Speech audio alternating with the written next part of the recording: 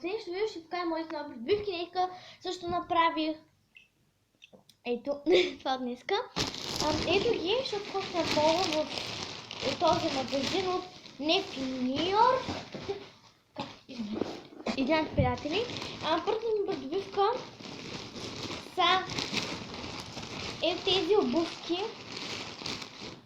Сега бе кали. Са тези обувки, които са от този магазин за 20 лева. Ето ги, те са супер готини, отдавна исках такива в бяло. Те са нещо като кески, сега с клин да се носи с дънки. Ето, но не са с анцук, не знам. Някой може ги носи с анцук, 37 номер, 20 лева. Ето ги, те са отпред с такива дупчици, защото много са хубави, те много са готини. Ето ги.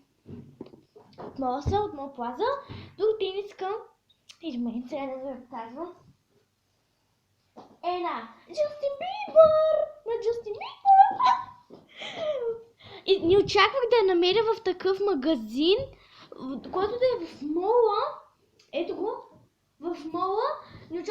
Никога не съм очаквала да намеря в магазин на някой известен певиц на Джастин Бибър. Блуза на Джастин Бибър не съм очаквала да намеря в магазин. В мола не съм очаквала, защото мисля, че ги има само по сайтовите по 30 лева, тази струваше 6 лева, защото бяха с намаление. Така, ето на Джастин Бибър е. Тук да опише нещо, много готина. Черно имаше и бяло, но бялото беше много грозно. Ето, само лицето. А тук не приятели, че е Джастин Бибър, това е Джастин Бибър. Така, ето. И да, приятели, това беше видеото от мен, да много ви хареса, дайте тъмзата горе, абонирайте за мен, пишете долу в коментар. Довиждане, приятели!